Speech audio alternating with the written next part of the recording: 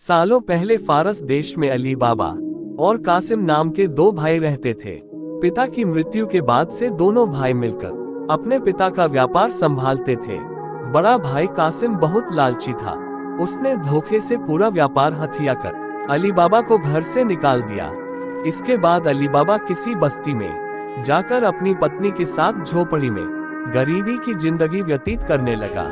वह रोजाना जंगल जाकर लकड़ियां काट कर लाता और बाजार में उन्हें बेचकर अपना घर का गुजारा चलाता था। एक दिन अली बाबा ने जंगल में लकड़ी काटते समय 40 घुड़सवार को वहां आते हुए देखा। सभी घुड़सवार के पास धन की पोटली और खंजर थे। ये देखकर वह समझ गया था कि ये सभी चोर हैं। अली बाबा एक पेड़ के पीछे छिपकर उन्हें देखने लगा। तभी सभी घुड़सवार एक पहाड़ के पास जाकर खड़े हो गए। तभी चोरों के सरदार ने पहाड़ी के सामने खड़े होकर बोला, खुल जा सिम सिम। इसके बाद पहाड़ में से एक गुफा का दरवाजा खुला। सारे घुड़सवार उस गुफा के अंदर चले गए। अंदर जाकर उन्होंने बोला, बंद हो जा सिम सिम, और गुफा का द्वार बंद हो गया। ये देख अली बाबा दंग रह गया। कुछ देर बाद वो दरवाजा फिर से खुला और उसमें से वो सभी घुड़सवार निकले और वहां से रवाना हो गए।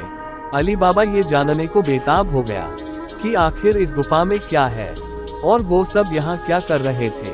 इसके बाद उसने गुफा में जाने का फैसला किया। वह उस पहाड़ के सामने गया और बार बार चोरों के सरदार के शब्द बोलने लगा, खुल जा सिम सिम, खुल जा सिम सिम। गुफा का दरवाजा खुल गया। अली बाबा गुफा के अंदर गया और उसने देखा कि वहाँ सोने की गिन्नियां, अशफियां, गहने आदि रखे थे। चारों तरफ खजाना ही खजाना था। ये सब देखकर उसकी खुशी का ठिकाना नहीं था। उसे मालूम हो गया था कि वो चोर सारा चोरी का सामान यहाँ आकर छुपाते हैं। अली बाबा ने वहाँ से एक पोटली में सोने की अशफियां भरी और घर चला आया। घर जाकर अली बाबा ने इस पूरे किस्से के बारे में अपनी पत्नी को बताया। एक साथ इतनी सारी अशफियां देखकर उसकी पत्नी हैरान रह गई और अशफियों को गिनने बैठ गई।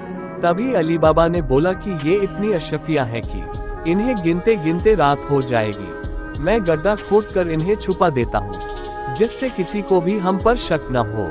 अली बाबा की पत्नी बोली, मैं इनकी गिनती नहीं कर सकती हूँ, लेकिन अंदाजे के लिए इन्हें तोल तो सकती हूँ।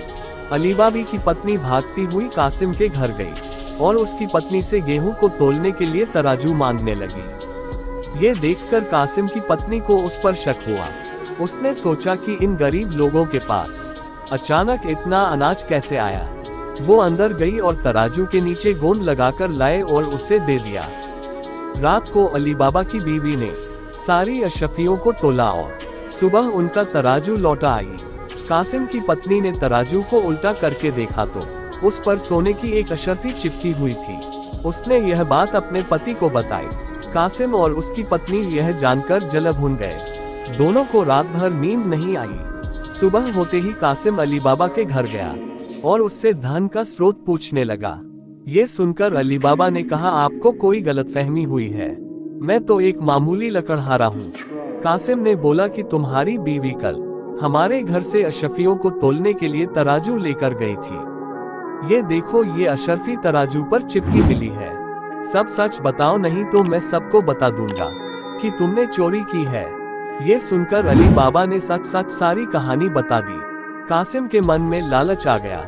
उसने खजाना हथियाने का प्लान बनाया और अगले दिन गुफा पहुंच गया। वह अपने साथ एक गधा भी लेकर गया ताकि वह उस पर खजाना लाद कर ला सके। गुफा के सामने पहुंचकर उसने अली बाबा ने जैसे बताया था वैसे ही किया। उसके खुल जा सिम सिम बोलते ही गुफा का दरवाजा खुल गया। अंदर पहुंचकर चारों तरफ खजाना देखकर वह भौचक्का रह गया। उसने बोरियों में सोने की सिक्के भरे और बाहर निकलते समय क्या बोलना है वही भूल गया।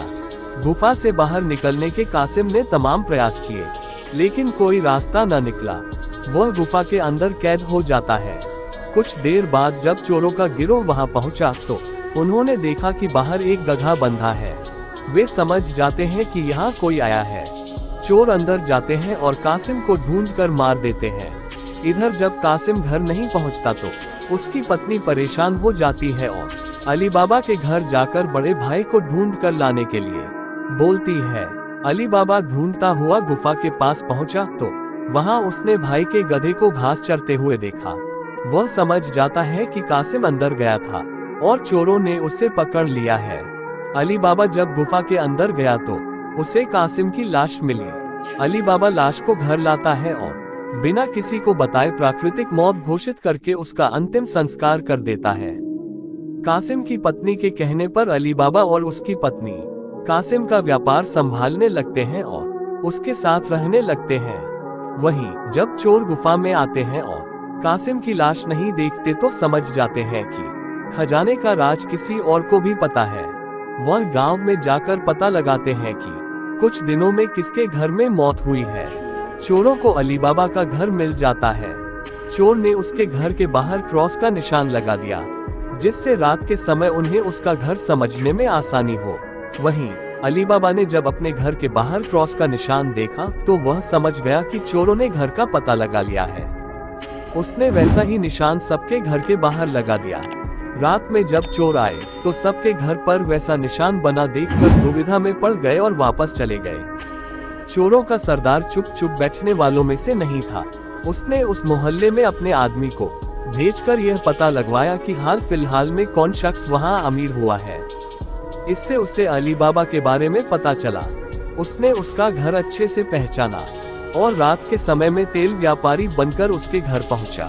वह अपने साथ तेल के 40 पीपों को लेकर गया, जिसमें 39 में चोर और एक पीपा में तेल था। उसने सोचा कि रात में जब सब सो जाएंगे तो वो सब मिलकर अली बाबा को मार देंगे। उसने अली बाबा से दोस्ती की और रात को उसके घर पर ठहरने की इजाजत मांगी।